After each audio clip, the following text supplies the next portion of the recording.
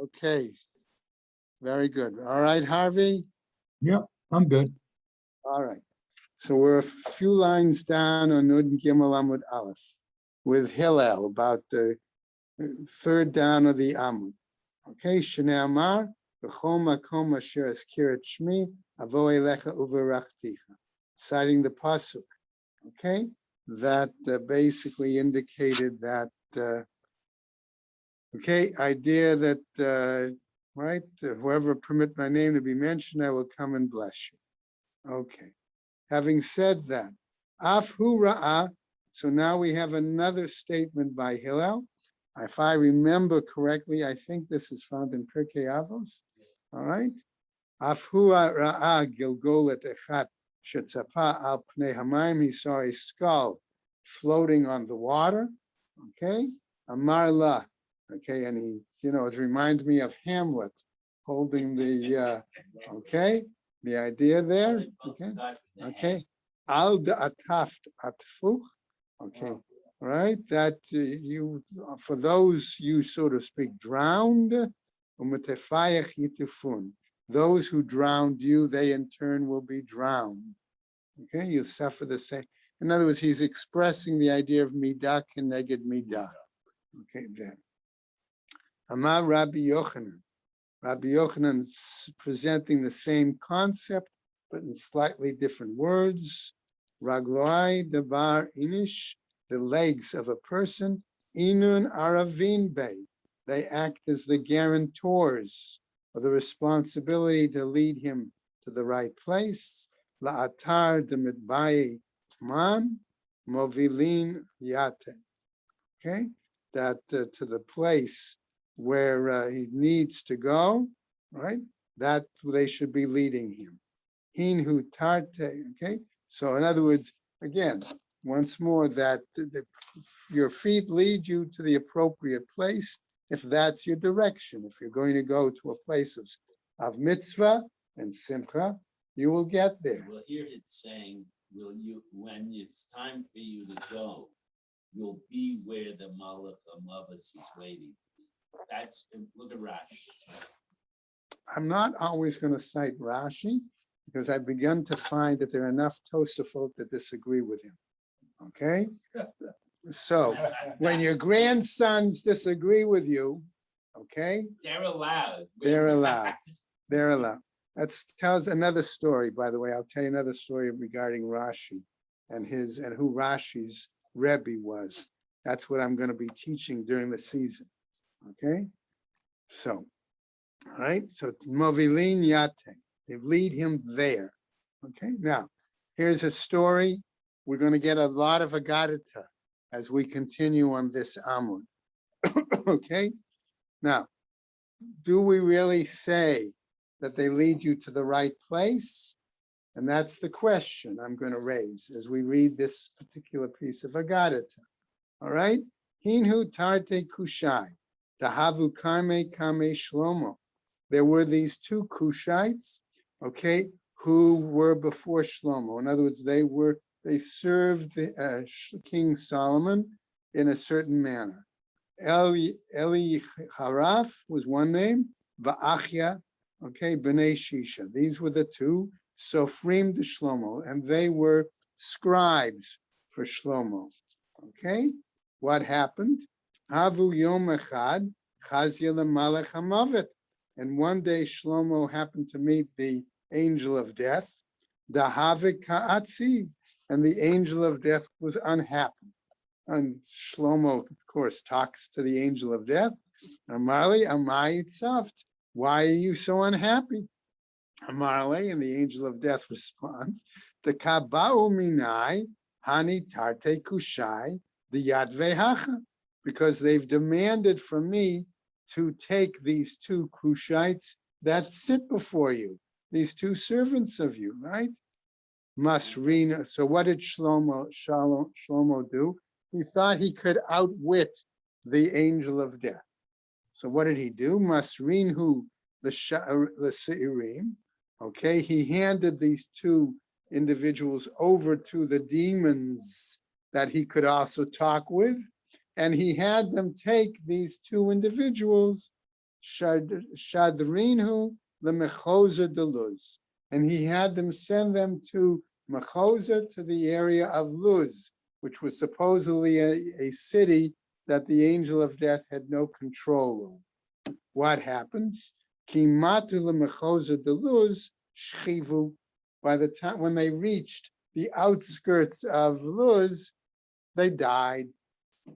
Okay, what happens then? Lemachar, the next day, who did Solomon see again? Chazia malach hamavet ahave kibedach.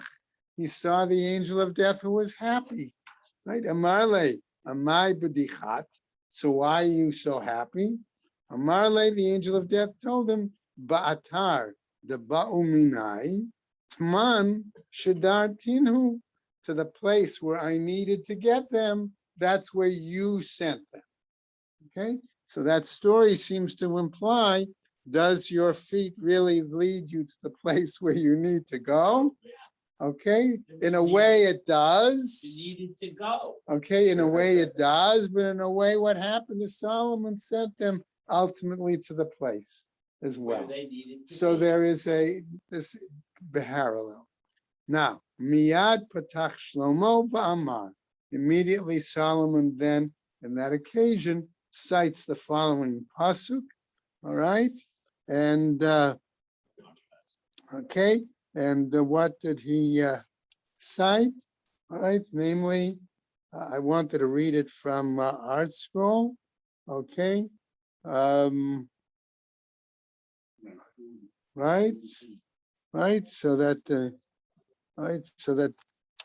basically, right, Ragloi debar inish inun aravin bay la'atar demit bait man movilin yate. Again, citing the pasuk that the feet of a person act as the guarantors, and they lead him to the place where he needs to go and lead him there. Okay, another Braita, once more. Tanya, says the Braita. Amru alava Rabban Shimon ben Gamliel. Okay, we're going to see that Rabban Shimon Gamliel, okay, Kishahaya Samech b'simchat Beit HaShoivah, when he was rejoicing we're on 53A2, about halfway down the Amud, right? What happens? What would he do? Hayano Tel, okay, Shmona Avukot, he would juggle 8 torches, okay, right? Shel or v'zorek echad v'notel echad ve'ein nog od zo b'zo. He would juggle them and they wouldn't touch one another, the 8 torches. And when he would bow, what he would do, no eight shnei good love. Ba'aretz, he would put his thumbs down onto the ground, okay? And what would he do? Ba'aretz, v'shocheh, and then he would bow, right? V'no shake at the ritzpah v'zokef, and he would be able to actually bow down and touch the floor, okay, and bow in that manner, and then get himself up. Ve'ein kol bria yichola la'asod kein, and hardly no other person was able to bow in this manner. Okay, now what happens? V'zohi keda, and this is a special kind of bowing. It says that he would insert his thumbs into the ground. In other words, think of, Supporting himself on the think side. of, But it says insert, not press his thumbs. It says insert. well, No, it's think a of, marble floor. That's what think it of says. like a It says push-up. insert. He would Okay. do push-ups using only his on thumbs, the ground. okay? Think of like a push-up, all right? Okay, so what happens? What happens? So what's going to happen? All right, so exactly, right. Ve'en kol bria yichla la'asod kein, zohi keda. Okay, and that is a unique kind of bowing, okay? In other words, remember what the image that we should initially have is they would go on their knees first, and then from the knees, then they would bow. And remember, the Muslims stole it from us, okay? All right, so the point being that somehow he bowed in a different manner, okay? What happens, however, right? V'zohi keda. Levi, okay, another one of the sages, what did he do? Achve Keda Kame the Rebbe. Levi attempted the same kind of bowing, demonstrating it before Rebbe, and what happened? Ve'itla, and he became lame. In other words, by trying to push himself up in such a manner, he pulled a muscle in his thigh or in his ankle, whatever. Okay, so that's what the Gemara tells us. Vaha gramale, and this caused it that he should become lame, asks the Gemara. Vahama Rabbi Elazar, and didn't Rabbi Elazar say, Lo alama al yatiach adam dvarim klape mala. No, never should a person respond in such a manner that's challenges, I'm going to say, or offends heaven. Okay, I'm using that language. Shaharei adam gadol mitiach dvarim klape mala ve'itla umano Levi, because there was a great man who offended or threw words back at Hashem. Okay, and he became lame. He offended Hashem. Who was it? It was Levi. Havaha gramale. The Gemara says, no, it was both these things, because he offended Hashem and because he tried to do this unique kind of kida, all right, and couldn't do it. So since we mentioned Levi, we're going to tell another story. Levi hava matayel kame de Rabbi, okay, betamne sakine, that Levi used to come before Rebbe, and what would he juggle? Okay, so we saw juggling torches. Now he would juggle 8 knives. Okay, and somebody else, Shmuel, kame shapvor malka. Shmuel would come and he would juggle before the king. Shapvor, but tamnaya mazge chamra. He would juggle 8 glasses of wine and not spill a drop, right? Okay, Abaye, right? No. Okay. No. Now what happened? Why he drank the wine? Maybe as each one came down, he took it. This is a one-up piece. Okay. All right. Okay. Abaye kami de Rava, and Abaye would come before Rava, but Tamnaya Baye, he would juggle 8 eggs. Va'amrela ba'arba'a Abaye, and others said only 4 eggs. It's an omelet show. All right. All right, Tanya, new bright. Amar Rav Yoshua ben Hanan. Yeah. Beis Simchat Shoeva. Right. And there is trying to one up the. Okay. Keshahayinu smechin, guys. Come on. When we were joyful, Simchat Beit Shoeva, lo ra'inu sheina be'einenu. So Rabbi Yoshua ben Hanania is telling us, wait till you hear the schedule we had to follow during the time of Simchat Beit HaShoeva. Okay? All right, you think we got to get up early to get to a 7:05 Slichas next week? All right, nothing compared to his schedule. How was it? Sha'a Rishona Tamid Shel Shachar. First, the first hour, we had the morning korban of Tamid, first thing in the morning. Misham L'Tfilah. Then we went to davening. Misham L'Korban Musaf. Then we had to go to the Musaf offering, right? Misham L'Tfilat Musafin. Then we went and we davened Musaf, right? Okay. Misham L'Beit HaMidrash. Then we went to the base Midrash to learn. Misham L'Achila V'Shtia. Only then did we go to have breakfast or brunch. Okay. All right. Misham L'Tfilat HaMincha. Then we had mincha, right? Daven. Misham L'Tami. Then we went to the afternoon tummy, right? Shalbein Harabayim, right? Mikan ve'elech l'Simchat Beit HaShoeva. Then we went out to party afterwards at the Simchat Beit HaShoeva. All night until all right, to the next morning. Aini, is that really the case? Could they really do that? V'ha'amar Rabbi Yochanan. But didn't Rabbi Yochanan was the one who said, Shavua shelo ishan shlosha yamim malkinoto, that if someone tried to stay awake and didn't sleep, okay, for 3 days, okay, All right, what happens? Malkin, we give Malchus v'yoshen la'alter. Okay, in other words, a person cannot act more than 3 days without sleep and be appropriate in their ritual duties, and therefore we force him to sleep. Okay, ela hachi kama, but rather this is what he meant to say. All right, namely the following. Lo ta'amnu ta'am shena dahavu menamne akatva dahadade.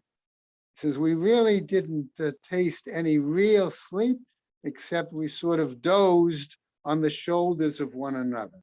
And sort of, in other words, they sort of fell off, okay, in that case. All right, we're on 53A3, okay, Nun Gimel, the last section. We part back to our Mishnah, Chamesh Yisrei Malo. What about these 15 steps? Okay, so the question goes up, if they were gathered and if they stopped when they were on the 10th step, okay, was it 10 from the top down or was it 10 from the bottom up? Okay, all right. So Chamesh Yisrei Malo. Amarle, he said to him, Rav Chisda lahau midrabanan, to one of the rabbis, Dahave kimisader agadata kamen, to the particular rabbi who used to arrange and tell agada.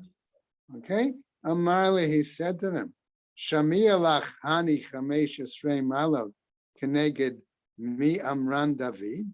Can you tell me some agadata? Okay, regarding these 15 steps. Okay, the Tehillim. Remember, we said that the Tehillim were 15, and they're called Shir Hama'alot. All right. So, can we make some sort of agadata that defines the name of why these psalms are called Shir Hama'alot in comparison to these 15 steps? Keneged mi amram David, on what basis David named them that? Amarle, he said to them, Hachi amar Rabbi Yochanan. This is what Rabbi Yochanan suggested. B'sha'ah, okay, shekara David shitim, at the time when David dug the shisim, what happens? Okay, or he uncovered them. All right, whatever. Kafa tehuma, the depths came up, ubai lemishtafa alma, and it wanted to flood the world. Amar David, said David said, Chamesh Yisrei ma'alot v'horida. He said these 15 specific psalms, and it forced the Tehom to reduce, to go down. Okay?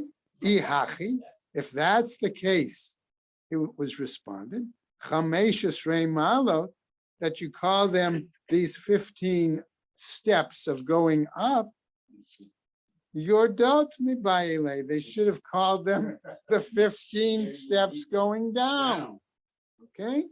Amarle, he said to them, Ho'il va'ad kartan milta hachi itmar. Since you've reminded me of this situation, of this thing, this is what was said about it. Okay?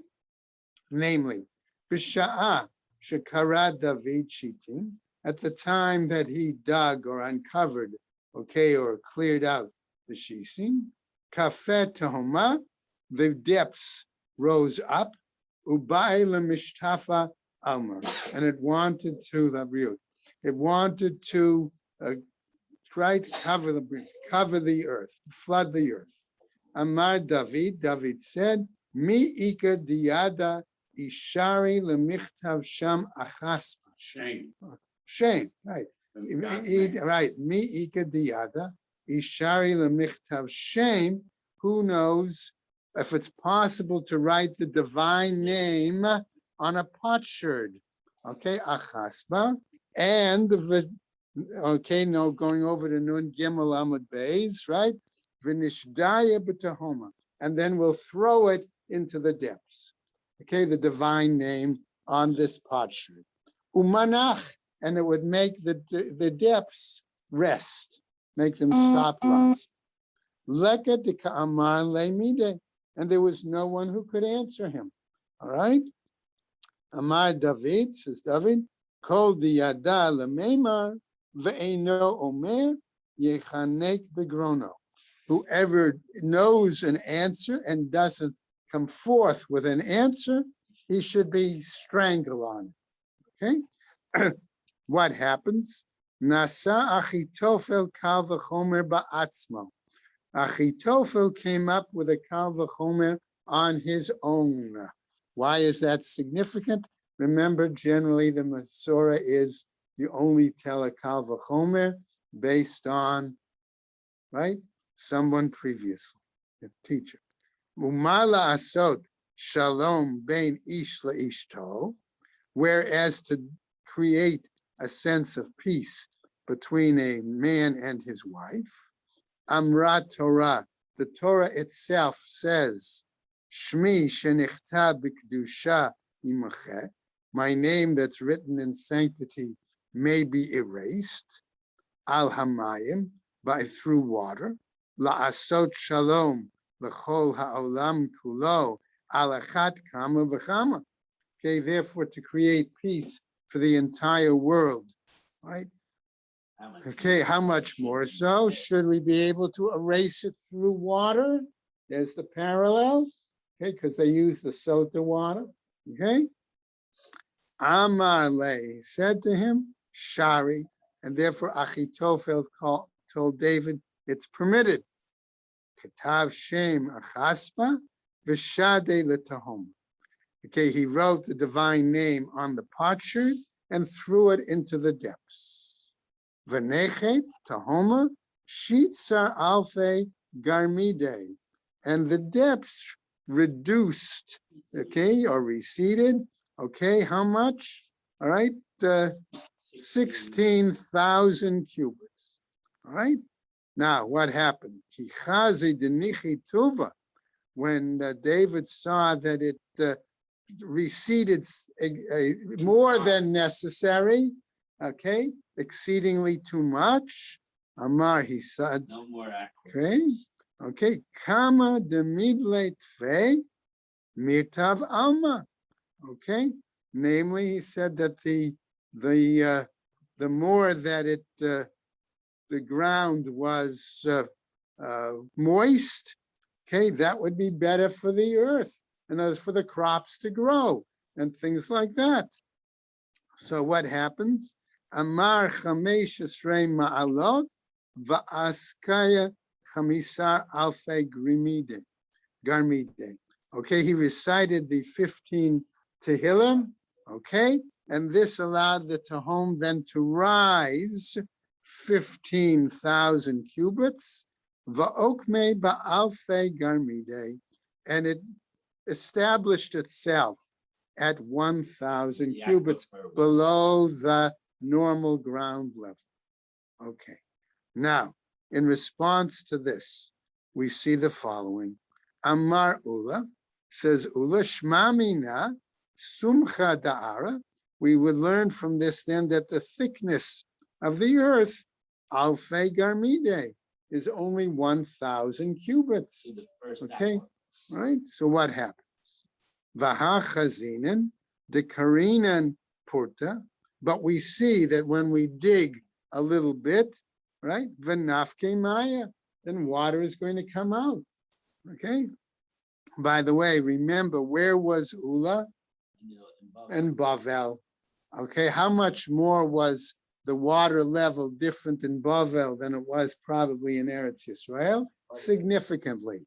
Okay, because you had the Euphrates, but you had streams that went underground from the Euphrates underneath, and then sometimes later joined. Koren actually has a map that shows, okay, where it is that the Euphrates goes underground, that there are underground streams, and then where it comes up later, okay? So what happens?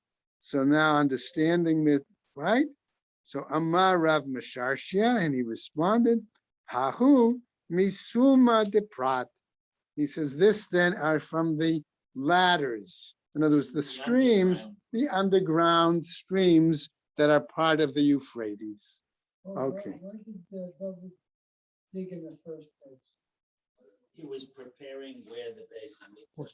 Right. In other words, we have this tradition of these shisim, of these crevices, holes, right, that are underground, which are above where the Beis Hamikdash was built.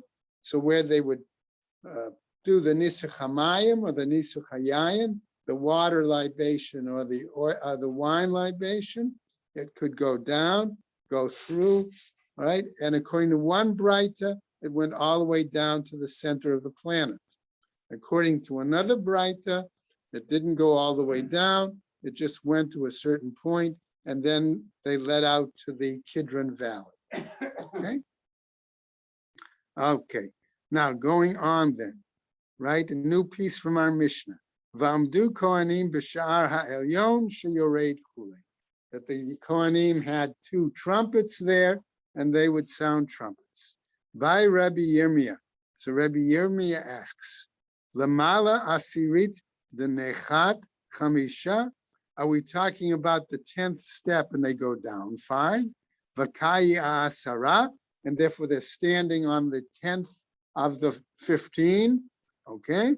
O Dilma, or perhaps denechet asara. Maybe they went down 10. V'kai chamsha, and they're standing on the 5th step, right? Teku, we don't have an answer. Tanu Rabbanan, a new Braita.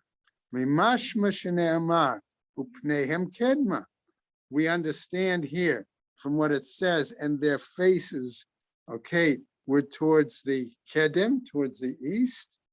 That would tell us logically, we would know then that their backsides are towards the west, namely facing the Beis Hamikdash. Okay, so why do you have to tell us in the Mishnah specifically this text? Eini Yodea Shachreihem El Heichal Hashem. I wouldn't know then that their backs were facing the back of towards Heichal Hashem. Elamat Talmud Lomar. But what then does it come to teach us? Achoreihem El Heichal Hashem. That it says that their backs were towards the Heichal. Melamed shahayu porin atzman. It comes to tell us that they, so to speak, revealed themselves. They dropped trousers, exactly, right? Umetrizin klape mata. And they defecated, okay, in that way, right? Now, why is that a double negative, a terrible thing from two aspects? Number one, that they should not face the Heichal when they worship. But number two, that was also, what? Exactly, that was one of the means of avodah zara that was known in those days. Okay? Right. Now, what happens? The Mishnah then says, Anu, we, Lashem, Lashem einenu v'chulei. Eini, is that really the case? In other words, could they have said it in that manner where they repeat Hashem's name twice like that? V'amar Rabbi Zera. But wasn't it Rabbi Zera who taught? Kol ha'omer Shema Shema, whoever repeated the word Shema twice, ki'ilu amar modim madim, as if he said the word modim twice. And we learned back in Gemara Brachas that that's not acceptable, because it's like you are acknowledging two different deities, right? Elahachi amre. But this is what they said. Hema mishtachavim kedma va'anu la shem. Okay, anachnu modim va'einenu lashem miyachlot. Okay, we, in other words, they were bowing to the east, but we, okay, who acknowledge Hashem, okay, what do? Our eyes are facing the Ribono Shel Olam, the Heichal, and we therefore, our hopes and prayers are towards him. Okay. New Mishnah, okay? By the way, notice what happens. We ended this particular sugya with a reference to the two Kohanim that were on with the trumpets on the top of the gate. Our new Mishnah talks about the number of trumpet blasts. Okay, now remember back earlier when we talked about Simchat Beit HaShoeva, what did they do when they brought the water from Kidron through the gate? They sounded trumpets. So we know already that that was part of the trumpet blasts. Okay, now, good question would be asked, was that in addition to the normal trumpet blasts that went along? Or was it included? And when else did other trumpet blasts were sounded? So our Mishnah is now going to tell us, and we're on now to 53b2. Okay, if you're using art scroll. Matnitin, ein pochatin me'esrim ve'echat kiyot b'mikdash. We do not do less, I'm saying, than 21 tekiah sounds in the Beis HaMikdash. Right, right. Okay, what happens? Ve'ein mosifin al arba'im v'shmona, and we don't add more than 48. Never happened. Okay, all right, what happens? B'chol yom hayu sham esrim ve'echat kiyot b'mikdash. On a normal day, I'm going to say, all right, we have 21 sounds. Okay, okay, what were they? Shalosh l'ptichat sha'arim, 3 for the opening of the gates. V'teisha v'tamid shel shachar, 9, okay, for the, let's say, korban tamid of the morning. V'teisha v'tamid shel bein ha'arbayim, and 9 for the afternoon korban tamid, right? 21. Okay, so we have 9 and 9 are 18, and 3 make 21. Okay, uba musafin, and on a day like Rosh Chodesh, right? What would we do? All right, Od Tesha. There we would have another 9. Okay, uba erev Shabbat, hayu mosifin sheish, and if it was erev Shabbos on a Friday afternoon, they would have 6. 3, shalosh lahavtil et ha'ami melacha, to stop the people from working and tell them Shabbos is coming, get ready. Okay, all right. V'shalosh lahavdil ben kodesh l'chol, and another 3 to tell them Shabbos is starting. Right? Okay. By the way, there are places where they still sound shofar in Jerusalem. Okay. All right. Now, what in Borough Park? They have a siren. A siren. Okay. Same as Yerushalayim. They Okay. don't stand. All right. Now, but what happens? All right. Erev Shabbat Shabbatoch HaChag. All right. So we've now got coming to Chol HaMoed Shabbos on Sukkot. Okay. All right. That's what we're date. Hayu Sham Arba'im Ushmona. On that day, we would have to have 48. Why?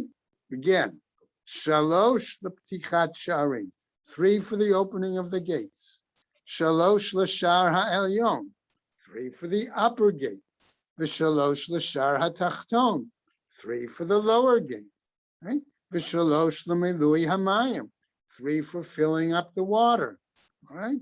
When they went to the, right? Shalosh al gabi mizbeach, 3 for when they poured the nisuch hamayim on the mizbeach.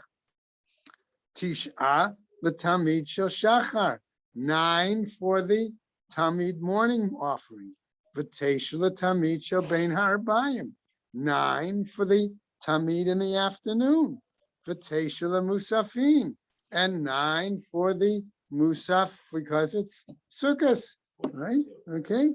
Shalosh lavtil et ha'am min hamlacha, another 3 to warn the people Shabbos is coming. V'shalosh lavdil ben kodesh l'chol, and 3 then to tell people Shabbos is starting. Okay, now, okay, all right, Gemara. Okay, so the Gemara now says, Matnitin Deloki Rabbi Yehuda. Our Mishnah cannot be according to Rabbi Yehuda. Why? The Tanya Rabbi Yehuda, because Rabbi Yehuda taught and says, Omer, Hapochet lo yivchot misheva, that the minimum number, all right, can't be less than 7. Vahamosif lo yosif al sheish esrei.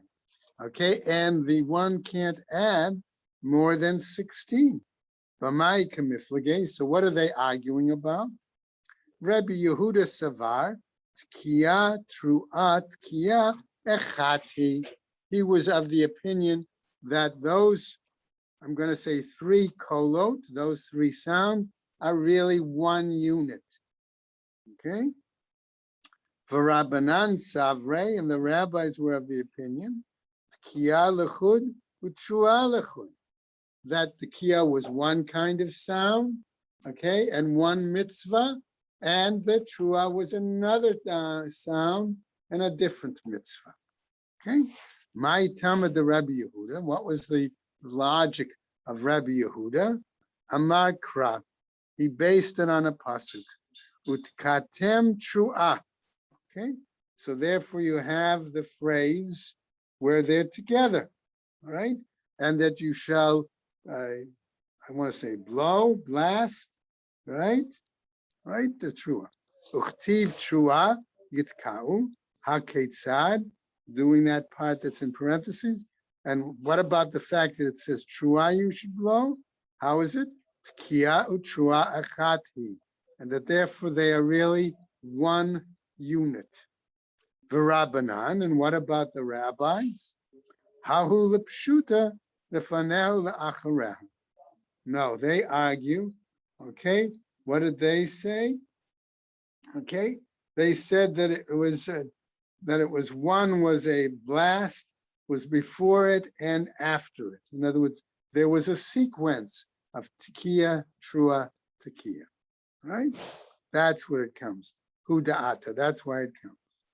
Rabbi Yehuda, and as far as Rabbi Yehuda goes, lefanehu le'achreha minale, where does he base the idea of before and after?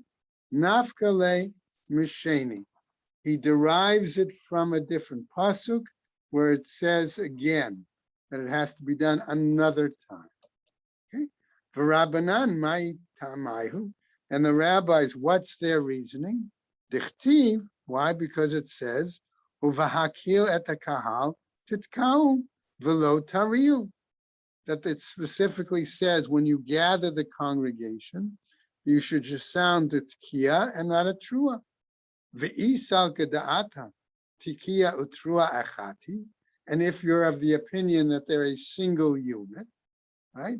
Amar Rachmana, palga de mitzvah avid, upaga lo avid. Would the Torah then tell us that you do only half a mitzvah and not a second part of the mitzvah? In other words, right? Rabbi Yehuda, hahu simana ba'almahu. But Rabbi Yehuda was of the opinion, right, that it was simply a signal, a message to Moshe, that they should, how it should be sounded. Okay? They should gather the people. That to tell them to come. The blowing of the tekiya was the message. Okay? Then Right. the people should come together. Right? V'Rabbanan, and the rabbis, simanahu v'rachmana shavya mitzvah. Yes, it was a signal, but that the Torah makes it into a mitzvah. Keman azlaha da'amar Rav Kahana, like that which was said by Rav Kahana. Ein bein tkiya letrua v'lo klum. Keman, okay, there is no real difference. Okay, whose opinion Rav Kahana? There's no, I don't want to say difference. Let me phrase it. There's no separation. There's no pause. There's no break. Right. Okay? Bein tekiya letrua v'lo klum. Keman, according to whom? Rabbi Yehuda, like Rabbi Yehuda. And then the Gemara is going to go on. Rabbi Yehuda, Pshita. If that's the case, it's obvious, all right, that the Rav Kahana follows Rabbi Yehuda's view. Okay, so the Gemara is going to ask us, and we'll pick up tomorrow, Mahu Datema Karabanan. So you might have said, wasn't Rabbi Kahana like the rabbis? Let's see tomorrow. All right, Go ahead. okay, so we'll stop right there. So why was it necessary to raise the issue at all? Mhm.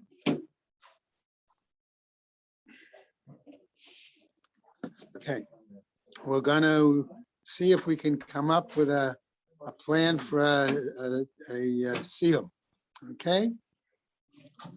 All right, Harvey, take care. You take care. Okay, Have a good day. Thank you. all right.